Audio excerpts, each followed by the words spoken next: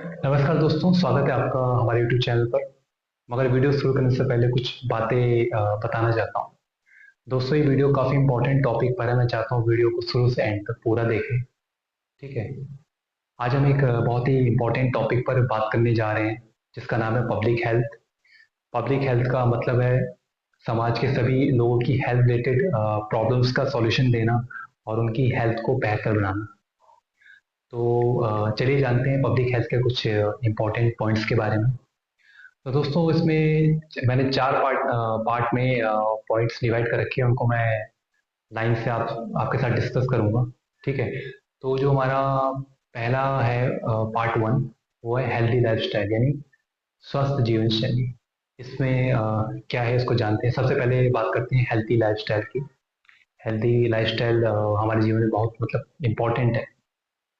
इसमें आपका आ जाता है बैलेंस डाइट, यानी संतुलित आहार।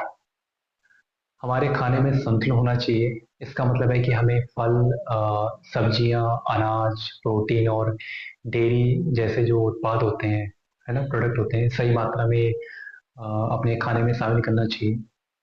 जितना हो सके ताजे और प्राकृतिक खाद्य पदार्थ हमें लेने चाहिए। और जो जंक फूड होता है उसे हमें अवॉइड करने चाहिए, उससे हमें बचना चाहिए। पानी फिक्स मात्रा में हमें पीना चाहिए। दिन में कम से कम 8 से 10 गिलास। अब इसमें आपका आ जाता है एक रेगुलर एक्सरसाइज, यानी नियमित व्यायाम। हर दिन कम से कम 30 मिनट एक्सरसाइज हमें करनी चाहिए। एक्सरसाइज में आप चलना, दौड़ना, साइकिलिंग, साइकिल चलाना, तैराकी, योगा, ये सब आप कर सकते हैं।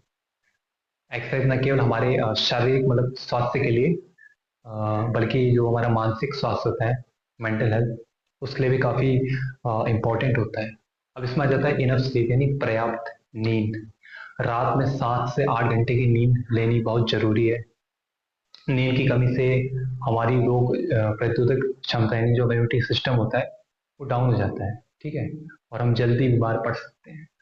सोने उठने का फिक्स समय हमें रखना चाहिए। अब इसमें अगला पॉइंट आ जाता है स्ट्रेस मैनेजमेंट, यानी तनाव प्रबंधन। अपने तनाव को कम करने के लिए नियमित ध्यान और योग हमें करना चाहिए।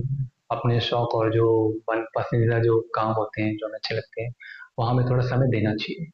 तो ये पार्ट वन हमारा कवर हो चुका है। अब पार्ट टू में आते हैं, डिजीज प्रिवेंशन, बीमारी की रोकथाम। बीमारी की रोकथाम, ये इम्पोर्टेंट है कि हम बीमारियों से पहले ही बचाव के उपाय करें। अब इसमें आपका आ जाता है वैक्सीनेशन, जिसे हम टीकाकरण कहते हैं हिंदी में। बच्चों और बड़ों को समय पर टीका लगवानी चाहिए। ठीक है। और वैक्सीनेशन से हम कई और गंभीर बीमारियों से बच सकते हैं, जैसे कि पोलियो हो गया, खसरा हो गया, और हेपेटाइटिस हो गया। क्लीनिनेस, यानी स्वच्छता। नियमित रूप से हाथ धोएं, खासकर खाने से पहले और टॉयलेट का उपयोग करने के बाद। खाने के बर्तन और खाना बनाने की जगहों को हमें साफ रखना चाहिए। साफ पानी पीना चाहिए, और पॉल्यूटेड जो दूषित पानी होता है, गंदा पानी होता है, उससे हमें बचना चाहिए। अब इसमें आ जाता है रेगुलर हेल्थ चेकअप, नियमित स्वास्थ्य जांच। साल में कम से कम एक बार अपनी पूरी हेल्थ की जांच हमें करानी चाहिए। इससे हम किसी भी बीमारी का पता समय रहते लगा सकते हैं और उसका इलाज कर सकते हैं। अब आ जाता है न्यूट्रिशन एंड विटामिन, यानी पोषण और विटामिन। संतुलित आहार के साथ साथ जरूरी विटामिन और मिनरल्स का हमें मतलब सेवन करनी चाहिए, हमें लेना चाहिए, है ना। और डॉक्टर की सलाह पर जरूरी सप्लीमेंट्स भी हमें लेने चाहिए। तो हमने 2 पार्ट कवर कर लिए हैं। अब जो हमारा तीसरा पार्ट है वो मेंटल हेल्थ के ऊपर है, काफी इंपॉर्टेंट है, मानसिक स्वास्थ्य। ठीक है। अब बात करते हैं मानसिक स्वास्थ्य की, जो कि हमारी जो पूरी हेल्थ का एक अहम हिस्सा है। एक इसमें आपका आ जाता है स्ट्रेस मैनेजमेंट, यानी कि हम अपने तनाव को कैसे मैनेज करें। तनाव को कम करने के लिए ध्यान, योगा और मन पसंदीदा जो गतिविधियां होती हैं, जो एक्टिविटीज आपको अच्छी लगती हैं, उनमें आपको भाग लेना चाहिए। समय समय पर ब्रेक लेना चाहिए, और अपने जो जो आपको अच्छा लगता है करना, वहाँ पे उस तरह के काम जो आपको अच्छे लगते हैं, तो वहाँ पे थोड़ा समय देना चाहिए आपको। अब आ जाता है इसमें पॉजिटिव थिंकिंग यानी सकारात्मक सोच। हमेशा पॉजिटिव सोचें और नेगेटिव विचारों से दूर रहें। अच्छे और सकारात्मक लोगों के साथ समय बिताएं, है ना, उनके साथ समय बिताना चाहिए आपको। अब आ जाता है इसमें सोशल सपोर्ट यानी सामाजिक समर्थन। अपने दोस्तों और परिवार के साथ समय बिताएं और अपनी भावनाओं को उनके साथ साझा करें, उनके साथ डिस्कस करें अपनी भावनाओं को। अगर आपको किसी भी तरह की मानसिक समस्या हो रही है तो किसी विशेषज्ञ से आपको कंसल्टेशन लेनी चाहिए, ठीक है, उन्हें बताना चाहिए। पार्ट 3 हमने 3 पार्ट हम कवर कर चुके हैं। अब पार्ट 4 है हमारा स्वच्छता और स्वच्छता के उपाय यानी सैनिटेशन एंड हाइजीन मेजर्स। सफाई यानी स्वच्छता के उपाय भी पब्लिक हेल्थ का एक इम्पॉर्टेंट एक हिस्सा है।